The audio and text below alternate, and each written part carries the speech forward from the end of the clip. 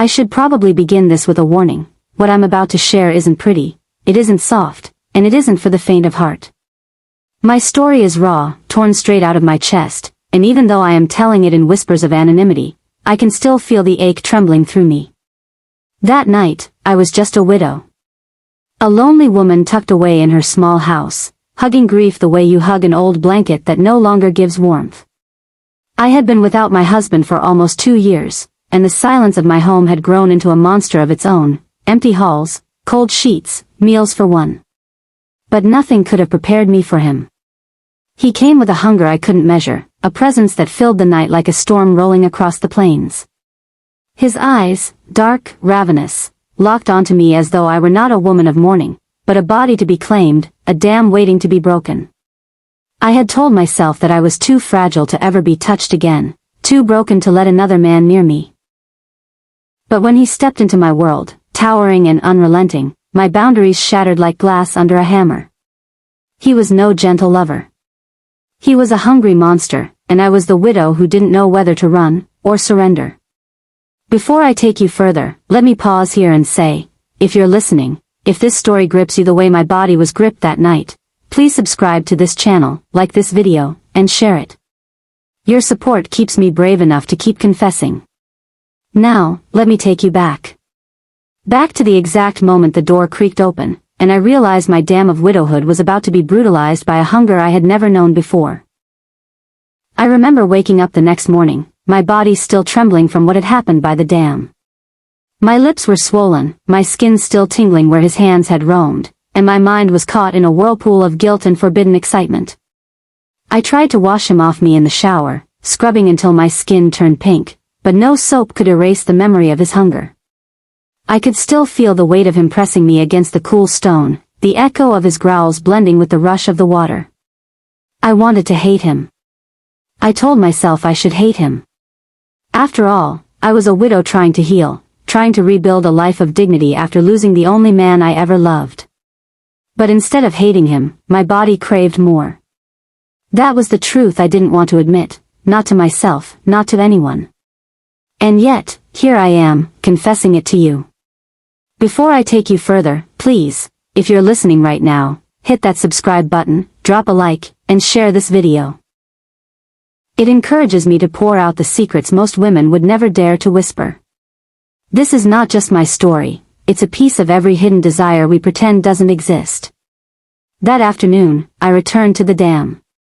I told myself it was just to clear my head, to let the calm of the water soothe my restless soul. But deep down, I knew. I was hoping he would be there, the monster who awakened a storm in my veins. And he was. Standing shirtless, his back glistening under the sun, his body powerful like the current itself. He didn't even look surprised to see me. As if he knew I would come back, like prey returning to the trap willingly. "Couldn't stay away, could you?" he said, his lips curling into that dangerous smile. My breath hitched. My knees felt weak. And though I should have run, I walked closer, as though pulled by invisible chains. This time, it wasn't brutal. It was worse. It was gentle. And that gentleness broke me more than the roughness ever could. His lips brushed my cheek before devouring my mouth, slow and deliberate, tasting me as though he had all the time in the world. His hands held me like I was fragile glass, not the widow who had already drowned once in grief. I melted against him. My body betrayed me. The dam roared beside us, but inside, a louder flood took over, the second flood. One I couldn't stop, no matter how hard I tried. Somewhere in the middle of it all, as his tongue explored mine and his fingers traced my spine, I thought about how wrong this was. But then I thought about how alive I felt, how I hadn't breathed this deeply in years. And I whispered into his mouth, "Don't stop." And he didn't. Broken heart fire. If this story grips you the way it gripped my body and soul, don't forget, subscribe, like, and share. What's coming in the next chapter will dive even deeper, into places darker and wilder than I ever thought I would go. The night was heavy with silence, broken only by the soft hiss of the old ceiling fan turning lazily above me. I sat on the edge of my bed, my body sore, my heart restless. I had sworn never to let loneliness eat me alive, but grief is like an ocean. It comes in waves, sometimes calm, sometimes crashing, always unpredictable. That was when he came again, the man who had already stormed my walls once, careless, ravenous, leaving me torn between shame and an ache I couldn't name. He carried the hunger of a monster, yes, but his eyes carried something more dangerous, the promise of filling the void inside me. His lips brushed my neck before I could push him away, and I melted despite myself. God forgive me, I whispered inside. But my body betrayed me. The dam of my widowhood cracked again, flooding with forbidden need. I gasped as he pressed me against the wooden frame, his hands rough, his breath uneven. I should have screamed, should have resisted harder. But instead I let him consume me, because each bite of pain was tangled with pleasure I couldn't deny. Say stop, he whispered, his voice raw. But I couldn't. I didn't. Somewhere in the middle of that reckless night, I reminded myself, if you're watching this, don't forget to like, share, and subscribe. Because my confession isn't just mine, it's the story of so many women who loved, lost, and still burned inside when they were supposed to be dead to desire. The widow in me cried. The woman in me moaned. And in that brutal dance, between his hunger and my weakness, I realized, I was no longer just a victim. I was a sinner carving my own hell, one embrace at a time. His lips once felt like a blessing, soft fire that made me forget my own name. But that night, I realized they weren't just lips anymore, they were weapons of hunger. He had grown obsessed with me, and I felt it in every move. The way his eyes followed me when I walked into a room, like a starving beast ready to pounce. The way his hands gripped me tighter, leaving marks not only on my skin but deep in my soul. Say you're mine, he growled, his voice heavy with a lust that frightened me. I wanted to answer, to calm him, but the truth got stuck in my throat. His need for me was no longer love, it was possession. I felt the widow's dam inside me, my last wall of restraint, my last fragile dignity, shatter under the weight of his monstrous desire. It wasn't passion anymore. It wasn't romance. It was brutal, raw, and merciless. And when it was over, regret dripped into my veins like poison. I wasn't just his secret anymore. I was his victim. Somewhere between his kisses and my lies, I had awakened a monster I could no longer control. Broken heart into my listeners, don't forget to like this video, subscribe, and share. Because stories like mine aren't just fiction, they're confessions. I still remember that night as if it were tattooed on the walls of my soul.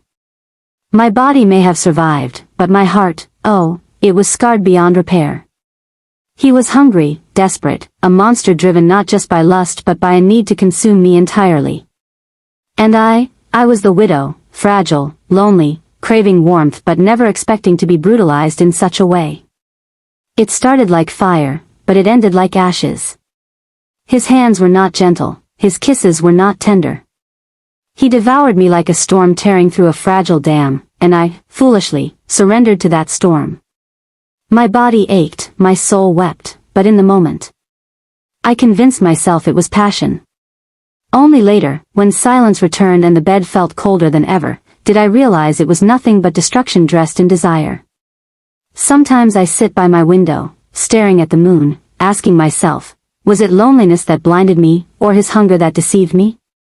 And here I am, confessing this to you. Not because I want sympathy, but because I want you to feel my truth. If my story stirs something in you, don't forget to subscribe to the channel, like this video, and share it with someone who needs to hear that passion without respect is nothing but brutality. Regret is my shadow now. Even though my husband never knew, even though the world will never see, I know. And that knowing, it eats me alive, more than the monster ever did. This is why I stay anonymous. Because behind my calm smile, there lies a woman torn by secrets, drowned by lust, and carried away by regret. So tell me, if passion destroys more than it heals, is it still worth chasing? Fire that closes the widow's haunting tale. I should have known better. I should have walked away the very first night his lips found mine, the very first time his hands promised comfort but delivered hunger.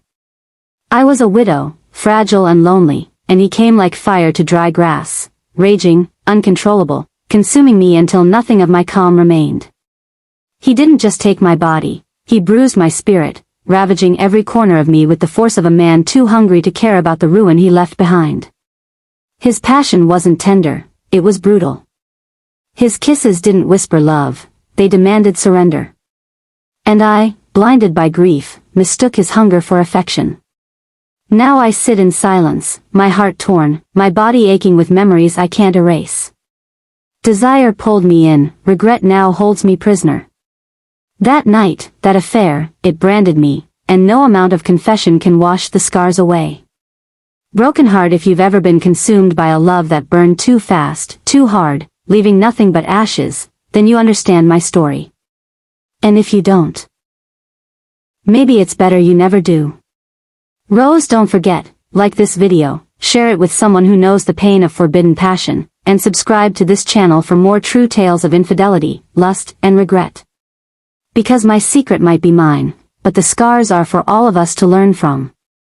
Fire # true infidelity # romantic regret # widow's confession # forbidden lust # broken by desire # secret affair # love and regret # storytime 2025 # lustful confessions # heartbreak tales.